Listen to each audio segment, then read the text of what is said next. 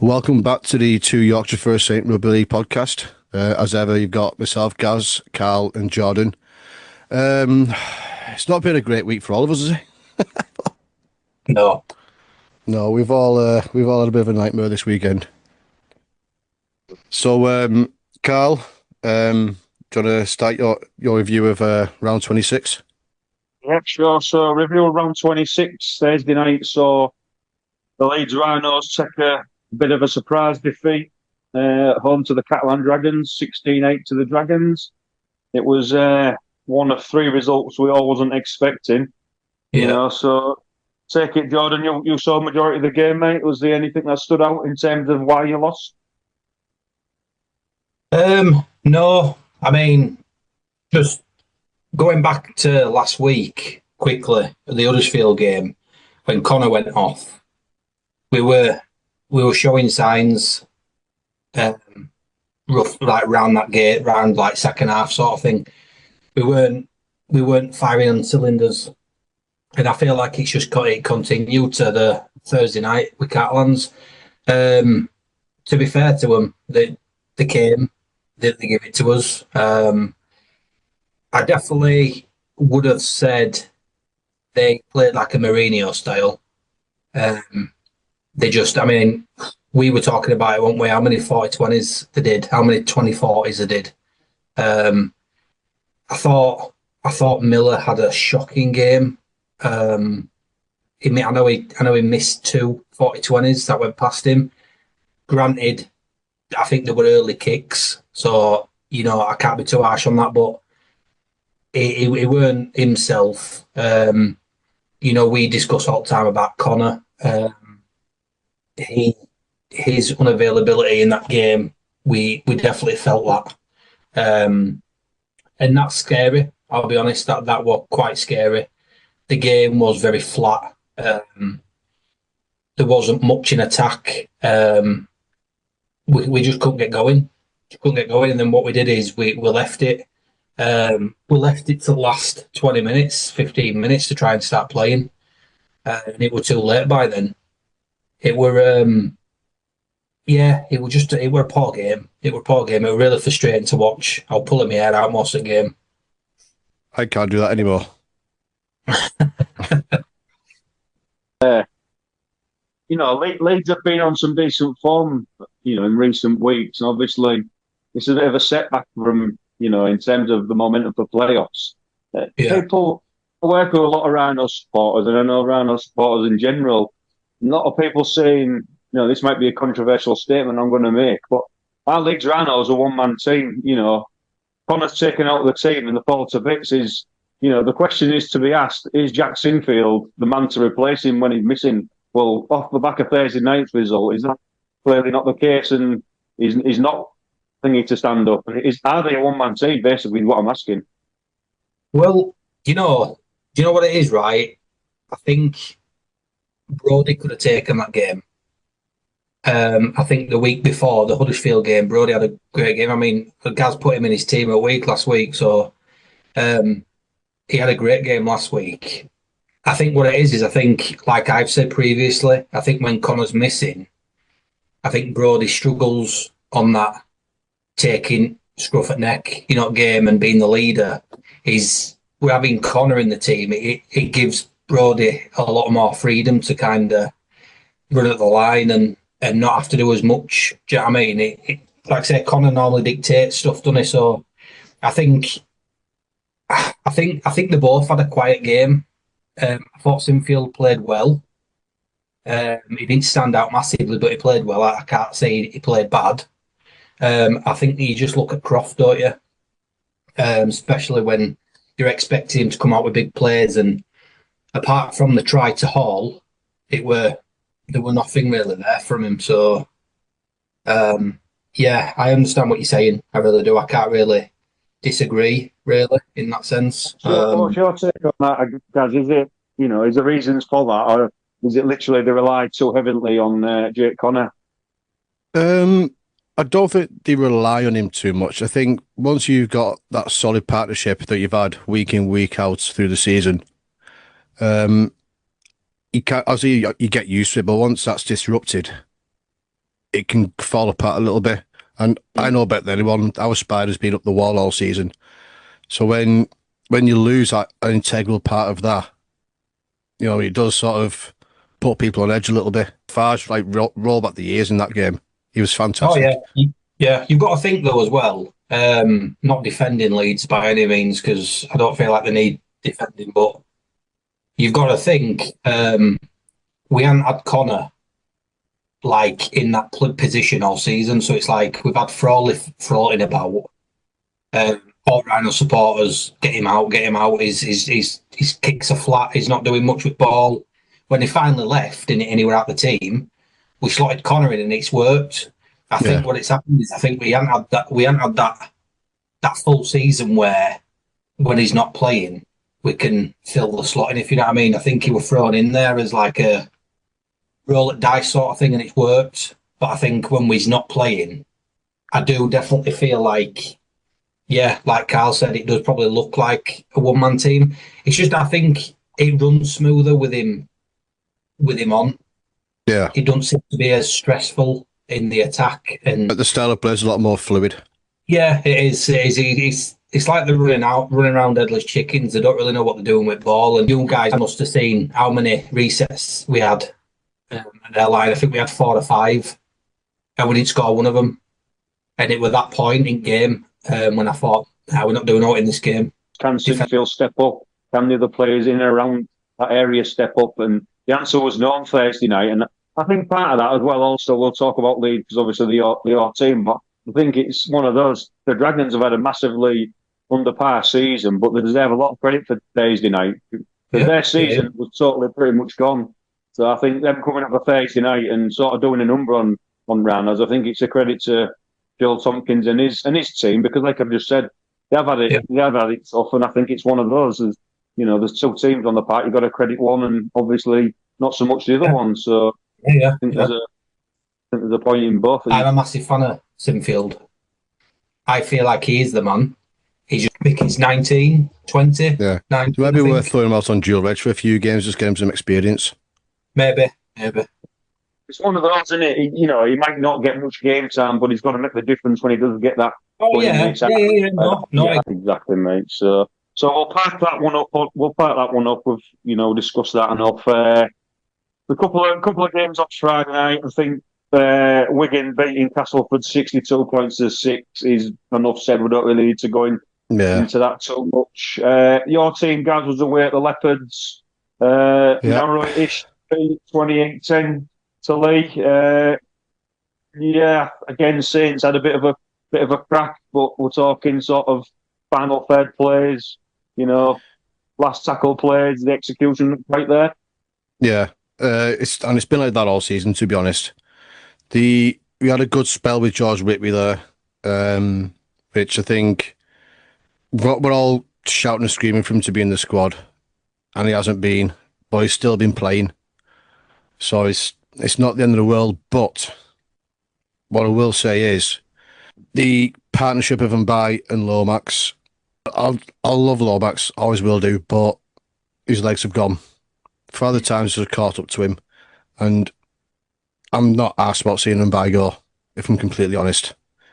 Regarding Friday, there'll be an incident that we're going to get to in a minute, I imagine, but again, they let the game get away from him early on, had a spell where we got back in, and then once they got ahead again, they sort of, in my opinion, rolled over, which is not how Saints work.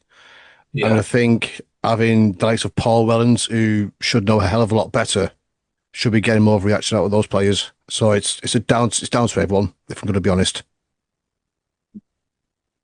It's one of them, he's always going to try and put a brave face on in his pre and post match interviews as well. I don't know. I don't want to question the champion of a player and a champion of a club, but sometimes he's a bit robotic in what he's saying. There's only so much talking you can do. Sorry, before you turn it around. Hopefully next season you'll see some ins, some outs, and hopefully they'll able to start building the next couple of seasons. Because, like you say, you're more than me. I've seen Saints over a lot of years, and that's just not in their DNA, is it, to sort of get rolled over? No. And I say, I see people online saying, "Oh, Saints can't handle losing." It's like we can handle losing. It's the manner. If Yeah, we're gonna right, lose, go down fighting. You that's know, what I want on that's Thursday all we night. want. Yeah. Like I tell you were very upset on Thursday night. God love you. I really was. I really was. No, Yeah. I just going off what you were saying, Gaz. I just thought Lee were electric. I really did. Yeah. Yeah. They're a very good outfit, Lee. It was And scary. I'm picking them to be in the grand final. Do you know? I wouldn't. Yeah, I wouldn't put it past them. Yeah, they're quite scary, if I'm being honest. Yeah. Like they've turned it on at the right time, and I don't know. I think all three of us might be wrong, about these finalists because Lee sort of have the final third finished, don't they? I mean, look, I don't know the exact figures, but he's assisted some tries this season as Lockie Lamb, and that's probably why they're Oh yeah. expecting. Yeah, and especially with comes out Pape. Mbappe, comes out of dummy half, doesn't he? And he's electric, and he's electric. He's puts big shots on his He can defence. move for a big fella as well. So yeah, very fearful of them. In the Saints game, there was an incident. Kyle Feld is a legend of an NRL player. He's one of the best wingers to ever grace the Cowboys. He's played in grand finals. He's won grand finals. He's probably the most experienced man on the park at the minute for Saints. We saw the incident where there was a bit of simulation going on. Some people call it cheating. What do you reckon of that, Gaz? Look, Paul, do what you used to do when you were a captain and go, I will deal with this in the changing rooms. When he gets asked about it, go like what was the Kyle Veld incident? I will deal with that. Don't you worry about that. I'll deal with it. And again, I can see where he's come from with the hip flexor, but he's gone down holding his face. I think his reaction said it all. I think was it Liam Moore, the referee at the time? I think He done exactly the right thing. Yeah, he did the right thing. And I will question why we've not seen more of that this season. Did he get a sin bin for that? No, he got green card. Green card, yeah. I thought, yeah. And he was quick with it. So I'm thinking, where's this been all season? Yeah. I'm one of them, though. You don't want to see it creeping into the game because, let's be honest, we all select footballers for play acting, don't we? And simulation and all that type of stuff. Now, this might be a controversial decision, but would any of you two like to see a sin bin for that? I think if it interferes with the play of, like, say, I don't know, it could have stopped someone scoring a try and one of the players falls over. You know what I mean? Then yeah, fair enough. I agree. If it's something, if it's an isolated incident, I think it should be the referee's discretion. And Liam Moore's probably done the right thing at the time. Send him off for 2 minutes, give himself a bit of thinking time. But it's one of those, and if he needs to, he's got the video ref. You'd like to think the video ref would help him out in another situation where it's not the clear cut. But it was. It's definitely something we don't want to be seeing in our game. That's for sure. And I'm sure you two boys would agree on that. Inside their 10, it's like, just get on with it. Just get on with it and go. I think also as well, if, say, like, you were talking, Carl, about what punishment could be. I suppose if, say, for example, Saints captain's challenge, say they had a captain's challenge and they thought it were an high tackle or whatever, and then it goes to captain's challenge. If the video referee looks at it and sees that it blatantly fell, then obviously then I probably would say maybe a sin bin for, I don't know, wasting time maybe, but... Yeah, I'd say that. Captain, that was it. Yeah, exactly, yeah. Yeah, probably a good point you make there, so yeah, we don't want to see that in our game anymore, and I'm sure we won't, so we'll part that one behave, there. Kyle. Yeah, if you're listening, behave, Mr. Felt, yeah. So we'll part that one up there. We'll go on to Saturday's 2 games. Hull FC beat the Warrington Wolves at the MKM Stadium, 34 points to 2. We're not going to talk about this game because Warrington, like I said, are on a booze cruise pretty much now. So that'll do. I think John looks like he's about to join him. Yeah. Rather that one is ready to start taking the Michael out of this next result I'm going to read out. One of the two.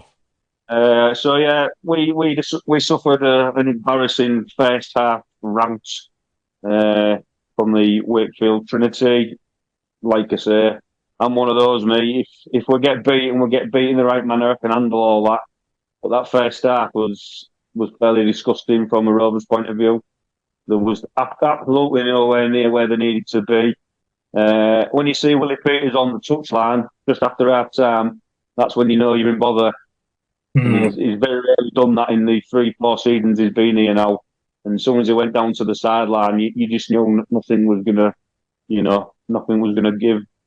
They did get slightly better in the second half, scoring 12 points. But to be fair to Wakefield, the damage was done by half time. I think it was 26-0 at half time. I was just about to say that.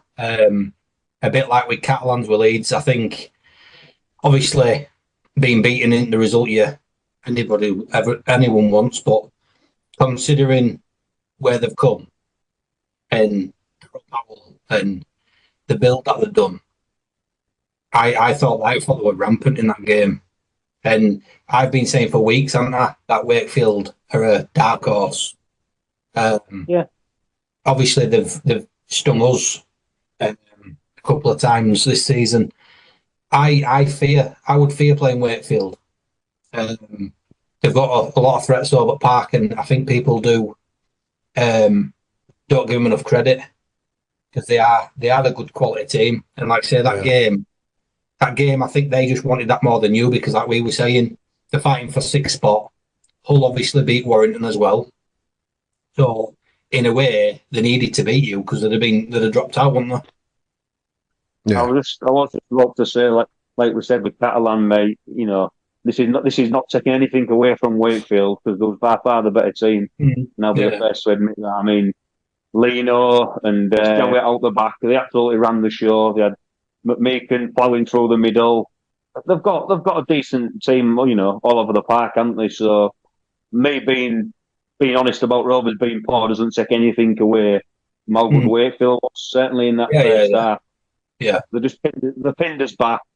And pretty much Lino ran the show. No, with Wakefield, they got turned over by Cass week before, quite convincingly, and they can get the send up against us. Yeah, it's like that's probably why they're 7th and not 4th or 5th.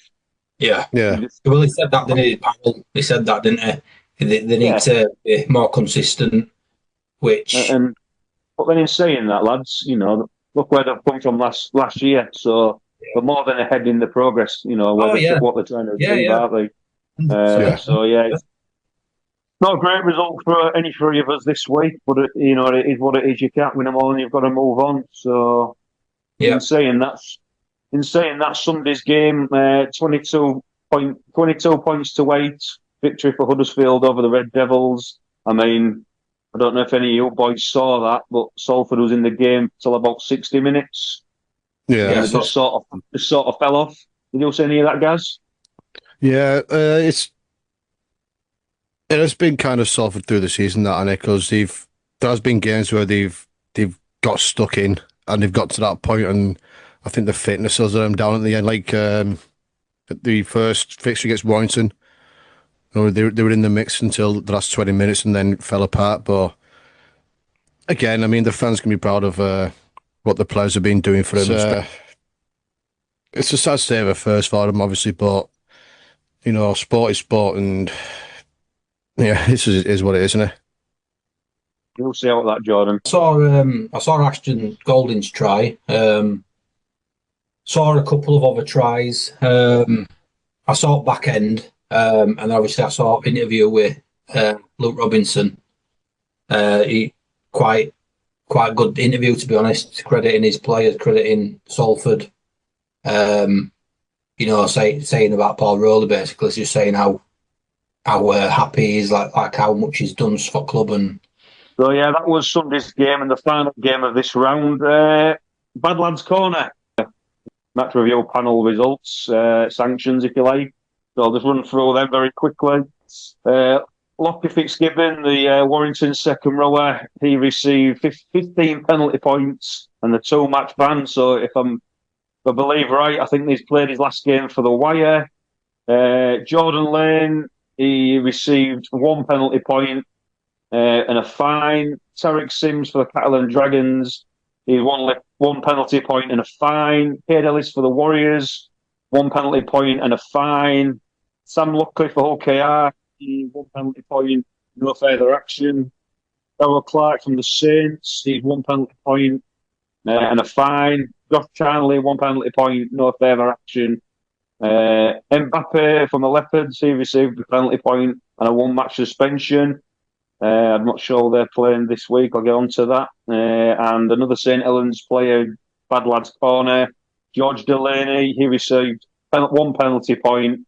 1 penalty point and 1 suspension. So, yeah, there's a couple in there for your team, Gaz. A couple in there for mine. I think Delaney's starting to become part of the furniture in that office now, isn't he? Yeah, I've noticed in the last few weeks that he's been. Yeah, I mean, up and around. I get it. He's passionate. He's trying to get into the game, but we've seen it with Morgan Knowles and Matty Lees in the past. They've played on the edge and sometimes on the wrong side of that edge. So he just needs to be reined in a little bit, and he'll be all right. That's it. So I'm surprised there's only one Rovers player in there. They couldn't catch a cold on Saturday, so the chances of making a tackle and hitting somebody will be very slim. So yeah, that's the naughty boys this week. We'll move you on to Gaz's team of the week. I've since compared it to the Super League one, and I'm way off with those. But do you know what? It's my opinion, not theirs, so they can piss off. Full back, I've gone with Max Jowett. He's, again, like you said earlier on, ran the game for Wakefield. I've becoming a fixture in my team of the week here. Liam Marshall, along with Ryan Hall in the wings. Just Ryan Hall being Ryan Hall, I think. Another regular, Keenan Brand, along with Zach Eckersley in the centres.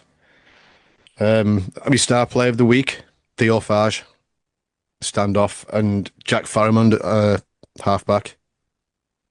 Props, Mike McMeekin and Julian Busquet, if I'm saying that right. And if I'm not, Sodom. Hooker. What's French? Oh, wow. I'm about as French as I am something else, I don't know.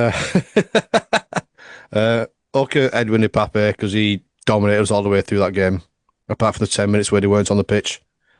Got an all-Wigan back row in Sember and Sam Walters. And I can't believe I put him in because I can't stand his haircut. Loose, Brad Fash. He's making it work for himself, so he's not getting rid of it anytime soon. His haircut's, not the greatest, but he's very intense on the edge player as well. Move on to Jordan and his try of the week. So yeah, my try of week. So there was some honourable mentions. Probably a week that you wouldn't expect, who I've picked. You might do, but I don't know.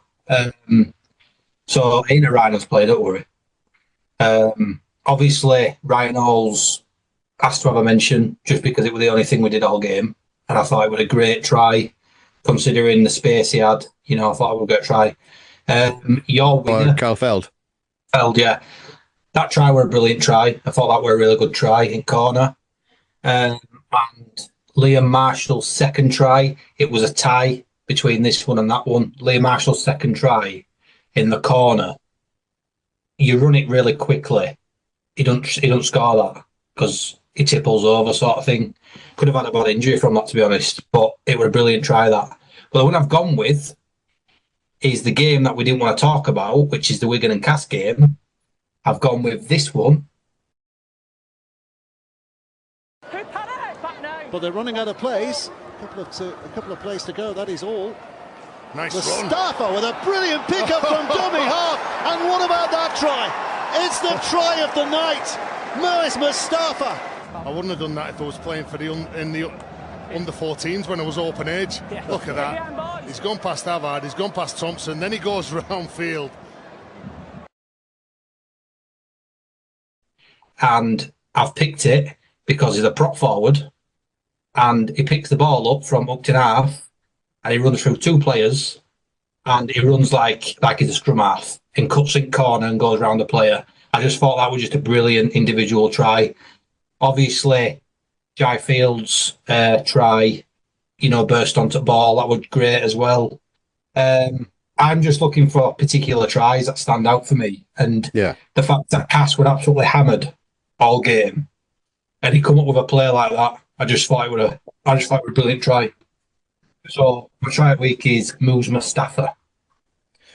Yeah, we move on now. Cal, with the weekly news. Yeah, so news around this week. There's quite a bit to get through, so we'll get through some of the smaller stuff, and then we'll get some opinions on the bigger news. So the first bit of news for this week was Castleford Tigers signed second rower Jordan Lane from Hull FC for the 2026 season. There was no time scale on what contract he had signed, length of time, sorry. There seemed to be a bit of that now. They don't seem to, it's rather a 5-year deal, or they don't tell you anything. So all we know is signed for the 26 season. Warrington signed prop Liam Bain from the Wigan Warriors for the 26 season. I think that's a cracking move, to be honest. That's a great move, in my opinion. I think he'll steady their pack, that's for sure, don't you? Yeah. An area where they've sort of struggled last couple of seasons. I think he's got a lot of steel and work ethic, and that's what they need at this moment in time, I'd say. Yeah, definitely, so yeah. Watch out for that. Watch out for that. So there's a bit of St Helens news here. So we've got young centre John Bennison will depart the club at the end of the current season. He's made 79 appearances, scoring 20 Super League tries. What can you tell us about him, Gaz? Hard-working player. Always done his best. He's done a job when called upon. Bagged himself a try in the 2022 Grand Final as well. So wherever he goes, they're going to benefit. And just to touch on that as well, Joe Batchelor and James Bell have both been announced that they're leaving the club this week after the season. And just before we started recording, they announced Will Roberts, Johnny Vaughan, Deon Sambu all leaving the club. So players, all the best. Yeah, I think we touched on it earlier on when we was talking about the game just gone by for Saints. There was a bit of few wins, few outs, a bit of a rebuild. I think that's a sign of that happening at the moment. But like you say, there's been some good players there. I mean, Joe Battle has been, I think, his 2022 season, like you say. Oh, it's fantastic. He had his best season, and he definitely one of the best back rows at that point, wasn't he? Oh yeah, I mean, the way he played off Lomax, then onto his centre as well. His support play, his offloads. It was just a machine that season. And then, after that, the injuries started to creep in and become more and more frequent and for longer. So I think we're letting him go at the right time. Well, I think we should have let him go last season, if I'm going to be honest. But again, 2022, ever present and never, ever let us down in that season. He's moving on to Hull FC, so you'd like to think that he'd shore their squad up a little bit. I don't think he'll let anybody down there. Yeah, that's the rumour. It's not official yet. Apparently James Bell's joining him there. The old derby's going to be interesting. Two brothers up against each other. We've seen what James gets up to when he's winding him up. The next one is, I'm not a Huddersfield Giants fan by any stretch of the imagination, but the next one's been an absolute servant to the game. Leroy Cudjoe. He retired at the end of the season, and this is the most impressive thing for me. Obviously, he's played a lot of games and got big numbers within his career, but he is a one-man club. He's Huddersfield born and bred, and that is literally like gold dust these days in any sport. Yeah. I think you've got to applaud him for that. He's played 407 games for the Giants to date, scoring 130 tries, and he's also in 10 England caps. I mean, he's been a stonewall for them, hasn't he, over the years? Yeah, he's done well. He's got to.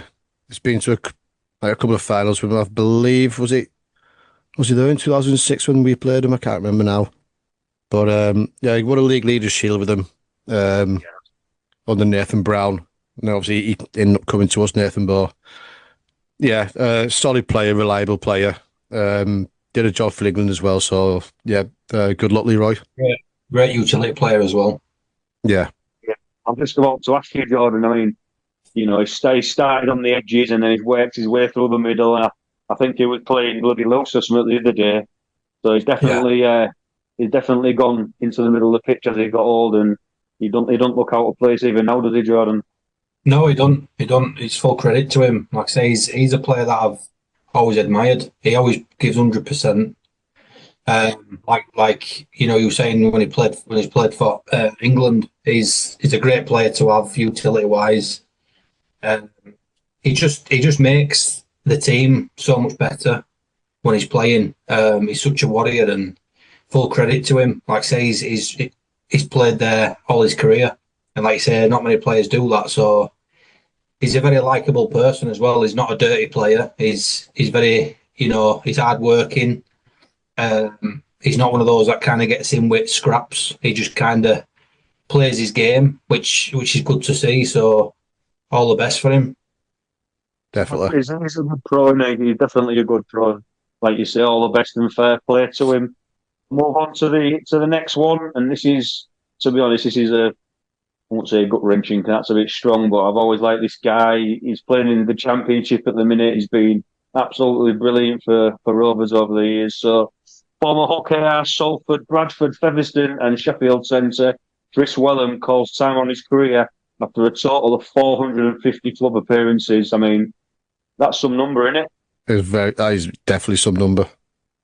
And bearing in mind is, to be fair to him, they ain't much on him, but bloody hell did he used to carry that ball like he was a second rower or a prop. I mean, he was outstanding for Rovers, absolutely outstanding. I mean, some of our great days when Justin Morgan was the coach, there was Wellham and Clint Newton, and them two at one point was sort of untouchable on that left edge, and it was like, I remember just going there on a bloody weekend, and you think, well, we're not going to win this game, but them two are going to do something.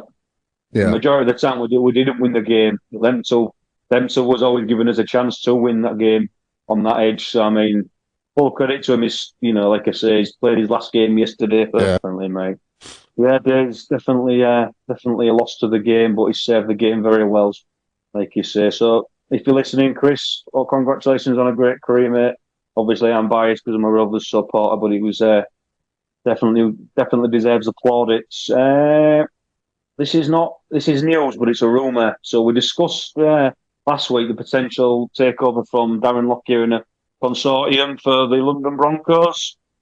There's some small whispers this week that's pretty much nailed on now, and there's the likes of Tommy Tabor getting linked with the London Broncos. Again, it's a rumour, but it could turn into something exciting if he's attracting them types of players already. So we'll keep an eye on that one.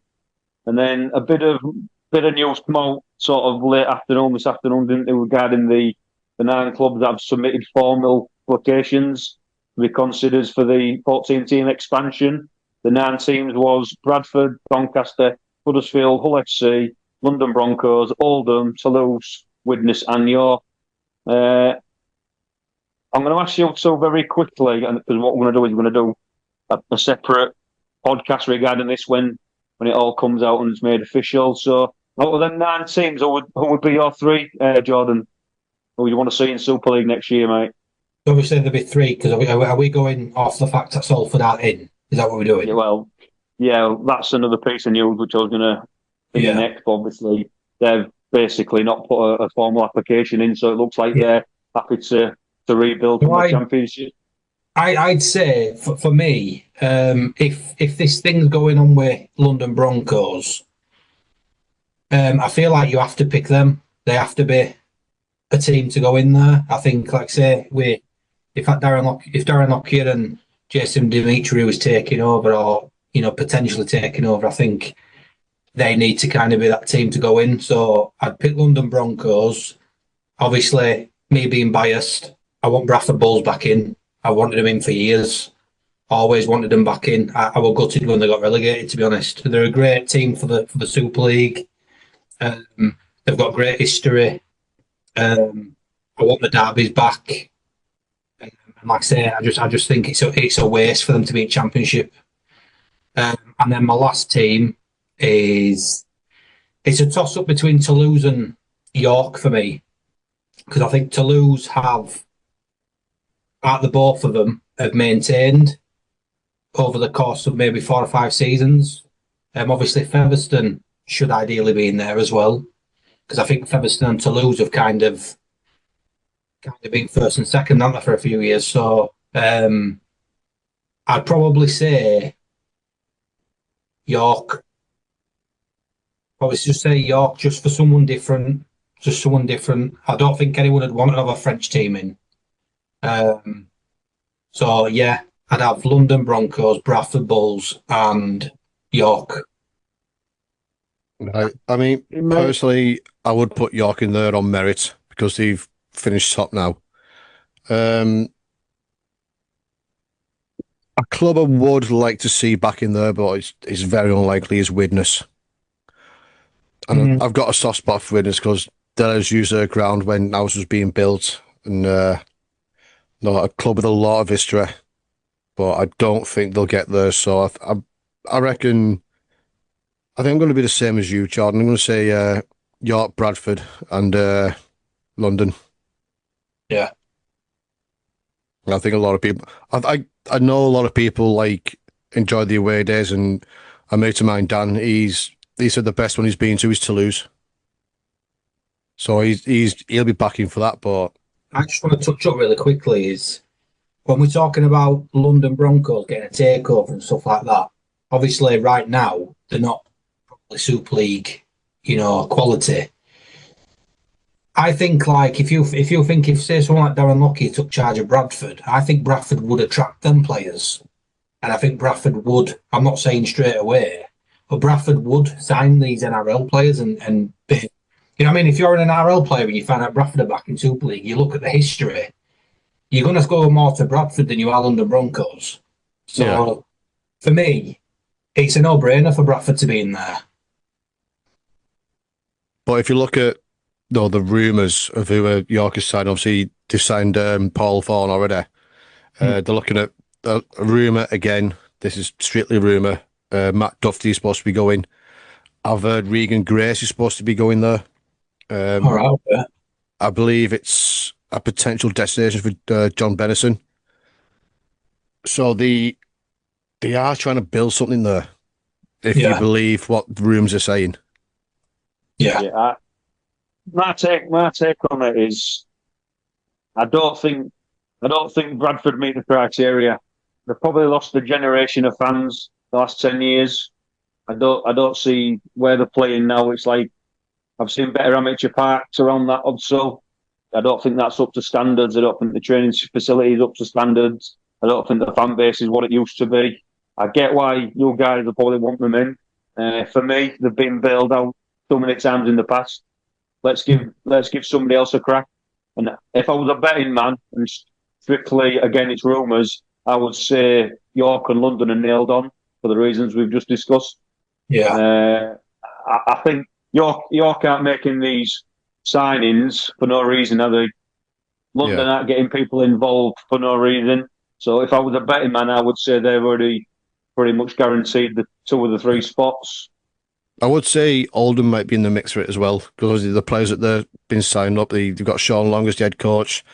The ground looks all right. I've not been there myself, but it looks quite decent with training facilities. So, and obviously the owners throwing as much money into it as they can. I think as well though, which is quite harsh a little bit, is like you say when we're talking about London Broncos. Like obviously we all are in agree that they'll be there, or they should be there, but. Like it's like isn't it? Is it because this money's being thrown about? Like we talked last week about London Broncos. Obviously, I know Carl, you're going to say about London. Darren Lockyer will bring fans in. I'm not saying he won't, but the ticket sales say everything about London. They haven't had fans. They can't get a crowd. But because Darren Lockyer is taking over, or potentially taking over, and he's got money. Or there's money getting pumped into it. It's like a meal ticket into Super League, and it's like that's what I was touching on last week. I don't want that to be the case, and them not do anything. Like I'd rather Bradford or Oldham have some money behind them, and you know what I mean, they get in for right reasons and stuff. I don't want London just to be like a new Toronto, where it's just right. We're pumping money into it. Right, we signed this NRL player. Right, we've got him. And they're just putting names into the team. I want it to be done properly, and I'm sure it will. I've got confidence it will be done right, but there's just some question marks for me. That's all. No, that's completely understandable. That, to be honest, but again, obviously, Sean Long being the head coach for Oldham, soft spot for him for what he's done for us as a player. Yeah, yeah. I'd love to see him go up into Super League being head coach. Yeah. I think with the Toronto comparison, I don't think you can really compare the two because look, for one, it's just the other end of the world, wasn't it? There was nothing there was no foundation, no structure in place for that to ever work. It was always going to be a shot in the arm, wasn't it? Whereas, yes, London don't get the greatest of crowds, but the up and down championship, they've been there, got a reasonably good stadium. I just think, rightly or wrongly, I know you're saying about the money getting pumped into London. Rightly or wrongly, rugby league is a business like any other sport. Yeah. Ultimately, it will boil down to that. I'm not saying it won't be the case, but if you was a betting man, it'd be probably Oldham, York, and London for the reasons we've just discussed. Yeah. So, but like I say, we'll do a podcast, after the season's finished, and we'll go into a bit more depth in terms of each team and each applicant. For now, last piece of news, we've just touched on it slightly regarding York. They did win the Championship League leaders yesterday. So, congratulations, York. Yeah, congratulations to the Knights. They're there on merit and they deserve to be there. And that's why I think they deserve to be in Super League as a whole. We all want to see teams on merit get to where they deserve to be, and York truly deserve to be where they are at the minute. So hopefully we'll see them in Super League next year. What the fundraiser I've got going on. Well, it's part of the news. So there's two Saints Women's Academy players, Mia Dresser and Caitlin Mailer. They've been selected to go over to Australia as part of a player exchange to train with the Dolphins in the off-season.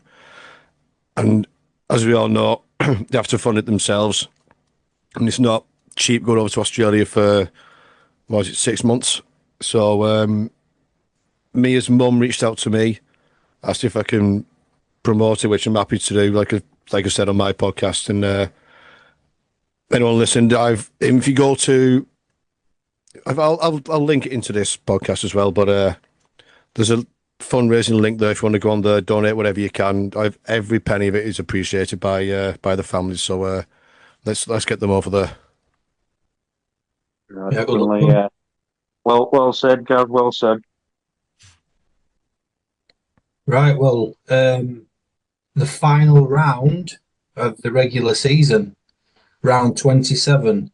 So a few of these games probably don't mean much to some teams, but as I go through them, it's crunch time for a few of us. So obviously Thursday, we play, Hull FC are at home to Catalans, which obviously, as you boys will obviously agree, I think it's one of those. I think they're a point in front, Wakefield. So I think it's one of those where one wins of a loses, they basically swap.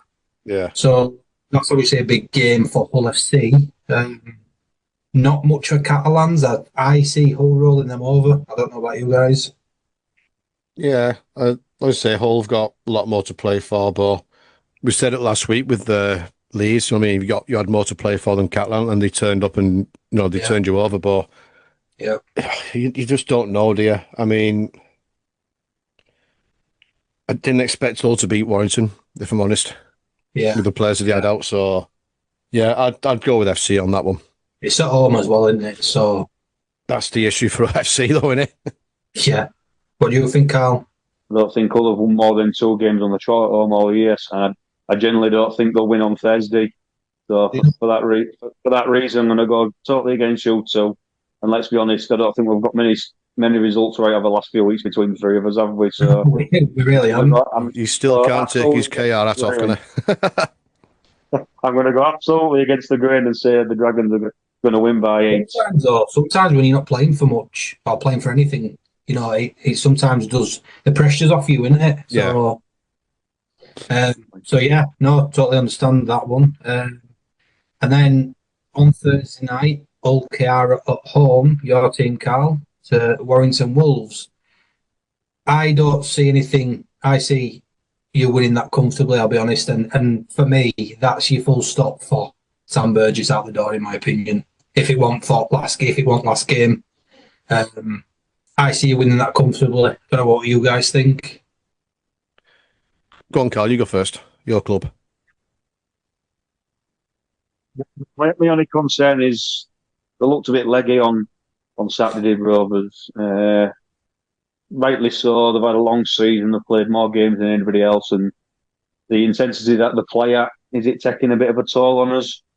Hopefully not, because obviously you want that momentum to keep going into the playoffs, don't you? I think Rovers will win, but I just don't think it'll be as convincing as some people think. So I'm probably going to go Rovers by 12 to 14 points. Yeah, I think you just need to get the 2 points, I think. I think it's the league leaders. You're going to want to lift that at home, aren't you? Yeah. So I think that's what I'll take it for you. If it wants, you're winning anyway. I think you'd win anyway, but... Yeah, to be honest, mate, I wanted to lift it last Saturday. Well, not lift it, but clinch it, shall we say. And it just didn't happen for reasons we've just discussed. But yeah, I think they will win. I just don't think it'll be as clear cut as a lot of people think. Right, so we've got Friday, on to Friday's games. It's a bit mental, really, because it's almost like last day at Premier League season. There's no games on Saturday or Sunday. They're all resting on Friday, which is weird. So we've got which game you're watching. That's the thing. Leigh Leopards are at home to Huddersfield. I think it's safe to say Leigh take that third spot, regardless of what happens with the Rhinos game. I think it's fair to say if that happens, they deserve it. Not something I expected coming to end of season, I'll be honest, because I thought they were dropping, or they were dropping at some point in season, and then they've just come back. So I don't know what you guys think. Is that an easy win for Leigh? I won't say it'll be an easy win because, they didn't look at the best against us, if I'm going to be honest. I think we let them play the game a bit too much compared to what we could have done. But against Huddersfield, like I say, they might have the flip-flops on by now. So, yeah, I do think Leigh will win. But it's going to be a battle for that third spot between yourselves and Leigh. But Wigan going for the league leaders potentially, especially if KR slip up the night before. So whatever result that is, that will affect how your game will go, I think. Yeah. Carl? Yeah, I think Leigh will have too much for the Giants, to be honest. Like they say, Mbappe and Lam, and just getting the groove going the last few weeks, aren't they? I just, Huddersfield will always turn up and try, won't they? But they've been in a bit of a hole this year, and I think Leigh will just be far too strong for them, especially at home. Yeah. No, I agree. I don't know if you guys saw, but Solly Reds Woolley, didn't he? He did a TikTok. Oh video. Yeah, I seen his video earlier. I feel sorry for him, and I feel sorry for the club, what they're going through. I know he's probably, especially with them not going for applying for next season. I don't really know. He doesn't really know what's going on, I suppose, in terms of the club, but he's trying to get a march going for the last game. So, Red Devils are at home to Wakefield Trinity. I see that a poor result, I'll be honest. I see Wakefield absolutely bashing them. Yeah, really especially with them wanting that playoff spot. Yeah, and I feel sorry for him. Again, Thursday's game will impact that game, I think. Yeah, I if agree. they win that game, they're going to really go for it. If they lose it, then I think they can afford to take the foot off the gas a bit. I'm just hoping that they get into Championship or this new division that they're doing. They build up and they get back to where they should be, and they're allowed to come back into Super League. I think that's what needs to happen, and I think we can agree that that'll be better for him in the long run. Yeah. I mean, Woody said it himself. He'd rather take that knockdown to the next division and start rebuilding without any pressure on him. Yeah. Do you agree, Carl? Yeah, I think so. I think in terms of that Salford Wakefield game, I saw it first hand on Saturday. If Wakey have got something to go at and they need to chase a game, they can throw the ball about. Like I say, Lino was just outstanding on Saturday. If he turns up and Jowett turn up at 80% of what there was on Saturday, I think Salford will be in for a long evening, unfortunately. Yeah, yeah. The next game, and your team, Gaz, are home to Castleford Tigers. Yeah. I know you're a bit shaky against Lee Leopards. I think that'll be a good game for you guys. I think ending on a high, maybe last game of season. Do you reckon? Yeah, I mean it's an absolutely nothing game now in regards to the table, but I think it's a chance for some more fringe players to get a run out. Is that warm up for players? Yeah, so we've got a game there where you can bring George Whitby back in. Yeah. You can throw. I don't know how it worked diagonally with his recovery, and I don't want to rush him back if I'm honest. So, no, there's young players there looking for a shout like a Leon Cohen, Jake Davis, who could get a run out. So, but at the same time, you want to win that game and comfortably get some confidence going to a playoff game. You want to come out of that with no injuries, obviously, as well. Yeah, which is why I won't mind giving some younger players a run out.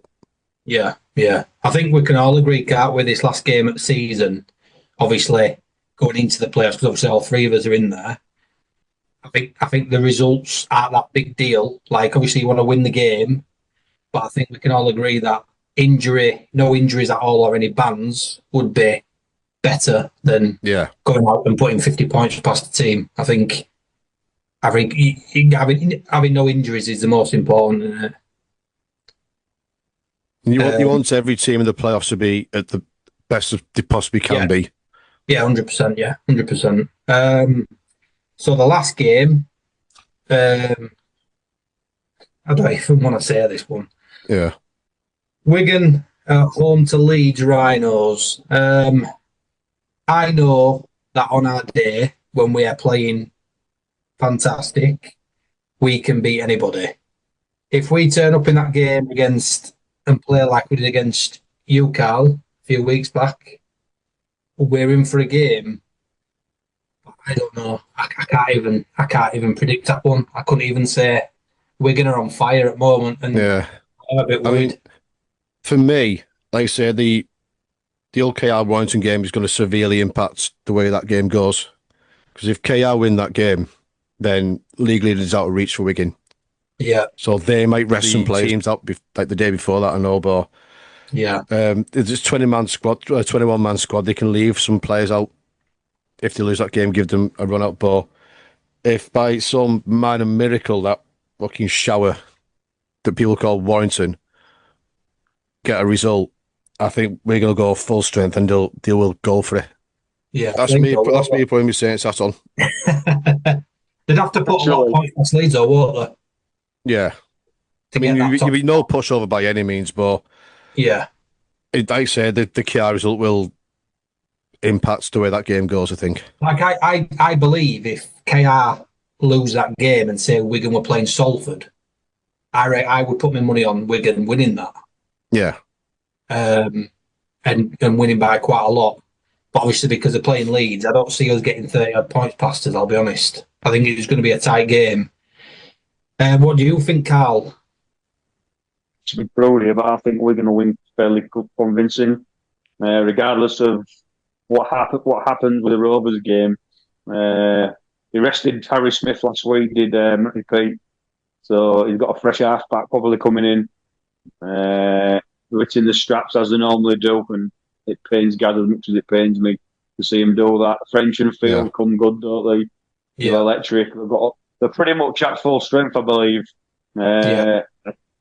Even if the result goes against against Wigan on Thursday in terms of the Rovers Warrington game, I still think he'll go. I think he'll go hard and go strong. I don't see him resting many, if I'm honest. If I'm being honest, I think, I don't know if you guys agree, I think this game with Wigan and Leeds will determine how good Wigan are going to be when it comes to playing you, Carl. Because I think Wigan are in form at this time now, especially with having French and Field playing so well. And they just seem to be having so many players playing that they can just put anyone anywhere, and they're doing a job. And Marshall's playing outstanding as well. Would you be worried playing them now? What if we got to the grand final or before? Either. Would you be worried about playing them? I think you've always got to be worried against the top teams. I think they'll always cause a threat for the reasons we've just said. They've had a numerous sort of fixture, haven't they? I think they've had the last 3 or 4 games in a row at home. They always, obviously, it's a difficult place to go as the Brit community and get a result. I don't know. I just, in terms of your game, I just saw some flaws in Rhinos when they played Catalan. And I know you can't read too much into that because obviously it'll be a totally different mentality when they play Wigan. But no disrespect to Rhinos, I just think Wigan are hitting the straps, like I said. And I don't think it matters who Wigan play. You know, I think they're going to beat majority of the teams at this point in the season with a full strength team at home. But it is a one-off playoff game, mate. So you just never know, do you? Oh yeah. You know, if you beat Wigan and get yourself, confident for the playoffs, who knows? Who knows what can happen? No, exactly. Yeah, no, understand that completely. So that ends the final round. Obviously, there's rumours, isn't there, about who would be playing who. I'm sure Rhinos are down to be playing St Helens. I don't know. I'm guessing that'll be confirmed or not after the games, depending on how the results go. I mean, going out after the season's gone, I'd rather be going to Leeds than Leigh, if I'm going to be honest. Well, yeah. I'd like to say I don't think any game's easy in this playoffs. I think no, there's no such thing. I couldn't call a Rhinos and Saints game at this moment in time because I wouldn't be confident playing you and beating you, even though Leigh turned you over. I still feel, and obviously Leeds turned Leigh over, so it's one of those weird ones where, so we know this top 6, if we can be honest, this top 6. So say Wakefield get in and Hull miss out. I think Wakefield are better than Hull. So all these top 6 teams, I think anyone can beat anyone on the day, and obviously we know, don't we? It's rugby league. Even if it's a decision going against you or whichever. Yeah, listen, the bounce of a ball can change a game. Yeah, 100%. If, like I say, if Leigh beat Leeds or Wakefield beat Leeds, so we say, I don't even know if that's possible, how we can play it, but I'm worried about playing everyone. Every game is a grand final for me in this playoff. Sure you have to treat it that way. You really do. Yeah. How confident are you guys going into these playoffs? Not very. I think we are exactly where we deserve to be in 5th. You've obviously got the top 4 who we can't seem to get results against. But we've been the best of the rest, if that makes sense. Yeah. About you, Carl? Are you sitting up top at the table most of the season? Are you confident? So I'm just a little bit concerned of what I saw on Saturday. Like I said earlier when we reviewed the Rovers game, it's like there were just some signs there where I saw some tight bodies, and there's a lot of people dropping off tackles, and again credit to Wakefield, but it wasn't a very Hull KR performance on Saturday. I'm just hoping it is literally a one-off performance and we can bounce back momentum into the playoffs, mate. That's my hope. So 100%. Like Gaz said, we as long as we all are fit and we've got a full strength side, it's all you can hope for, isn't it? And just everyone just go at it for playoffs and best team wins at the end of the day. But as long as your team's going for it, that's what you want, isn't it? Yeah. Cheers, mate. I think that wraps it up, doesn't it? Yeah. So so a big thank you to everyone for listening, supporting. Keep liking, commenting, sharing, all the rest of it. And remember, it's the newest rugby league podcast by the fans for the fans.